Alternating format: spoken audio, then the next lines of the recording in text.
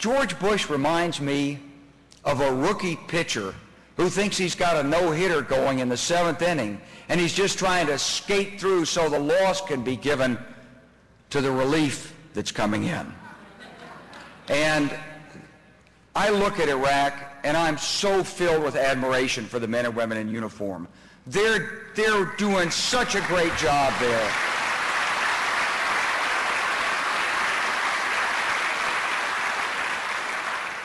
But it's not about the military, it's about the political.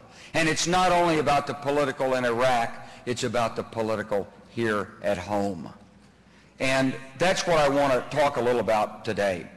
In the last year, I've traveled all over the world. I've been in Asia and China. I've been in the Middle East 3 times, Dubai, Qatar, Saudi Arabia twice. I've been in Turkey, been in Eastern Europe, Ukraine, Estonia, been in Scandinavia, Finland, Denmark, been in Central Europe, in Netherlands and Italy 3 or 4 times, been in England a couple of times, been in the Caribbean and in Panama twice. Everywhere people love what America stands for. They respect Americans. They love us as people. They've read what we say we believe in. They just don't understand where we are. They're asking themselves, where is America on issues like global development when we can't figure out how to take care of American farmers without penalizing tens of millions of people living at the subsistence level all around the world who can't do anything but agriculture. So we've got the Doha round of trade talks tied up. They're asking, how sincere is our commitment to alleviating world poverty? They're looking at how we're doing on global warming. They've heard Vice President Gore. He's done a fabulous job, hasn't he?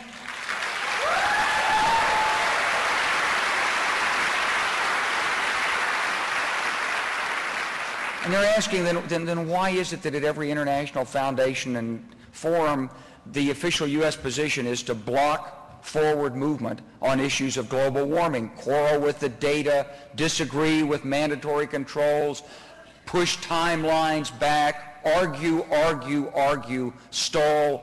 Where is America? They're looking at the enormous changes taking place in Asia, the coming together of the Shanghai Cooperation Council between China and Russia and the stands, the meeting of the presidents, the heads of state of Asian governments. They're saying, where's the United States in this? Where's America? You're the largest economic power in the world. You're not participating in this? And the answer is, well, I guess, we've been really caught up in other things. And we didn't play. We're not there. I go to the Middle East and I look at this enormous outflow of wealth created by oil and the development of liquefied natural gas opportunities and the outflows of investments in the burgeoning economies in India and China. And where's the United States in all this? What are we doing in that equation? And when I travel, they ask me, they say, well, look, the biggest cause of terrorism, the thing that we're most worried about, is that you Americans haven't done your duty in trying to bring peace between Israel and the Palestinians.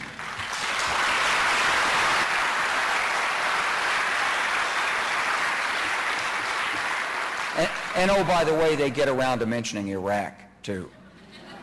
Not one of them, not one, no statesman, no scholar, no businessman has come to me and said, what you Americans did in Iraq, getting rid of Saddam Hussein, thank you very much. Come and do it to my country. They love what we stand for. They don't understand where we are when it comes to protecting human rights. They listen to our rhetoric. They say, but what about Abu Ghraib, and then what's this about your vice president and these presidential commissions and this secret rendition program? Where is America? Where's the America that we thought we knew when we visited your country, went to school there, sent our children there, were in hospitals there? Where is America? We love America. I've traveled across this country a lot.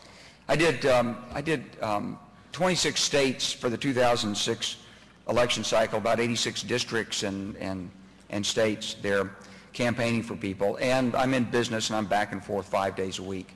And I meet everybody from mayors and governors down to just people who sit next to me on regional jets or come up to me in airports. And we're a great country.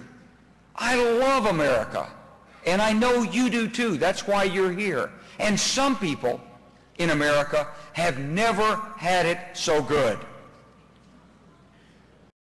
But I'm asking myself, why is it in Arkansas that we have to get 40 dentists together to give free dental care down in Robinson Auditorium in Little Rock, and there's 1,000 people in line, most of whom can't get treated that day, and women come out and say, you know, I'm 30 years old, I can't afford to have my teeth fixed, thanks, they extracted this tooth. And this is the wealthiest country in the world, and people are losing teeth, they can't get dental care. We've got 9 million children who aren't covered by health insurance. And President Bush wants to veto the legislation which is going to bring them under the state's children's health insurance program because we're going to put a 68-cent additional tax on a package of cigarettes.